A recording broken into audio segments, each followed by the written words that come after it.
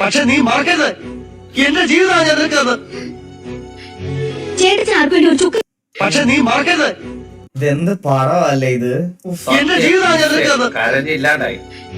ചേട്ടൻ ആർക്കും വേണ്ടി ഒരു ചുക്കും ചെയ്തിട്ടില്ല. ചേട്ടൻ ജീവിച്ചത് ചേട്ടന് വേണ്ടി തന്നെയാ.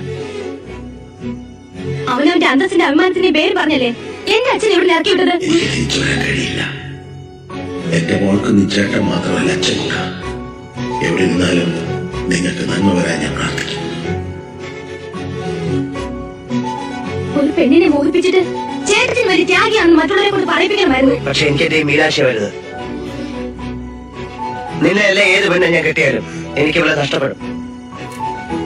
മീനാക്ഷി, ഒടുവിൽ നിനക്ക് വേണ്ടി ഞാനത് പറഞ്ഞു. കാണാൻ വരരുതെന്ന്, വിവാഹം കഴിക്കില്ലെന്ന്.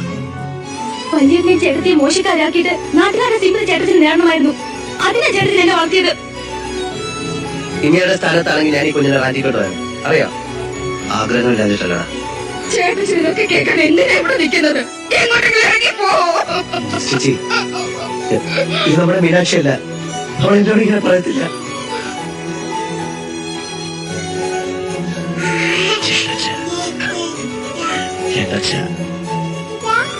മീനാക്ഷി, മീനാക്ഷി, എന്റെ അമ്മോ, അയ്യോ കണ്ട് കരഞ്ഞൊരു പരിവായതല്ലേ എന്റെ ആളിയാ.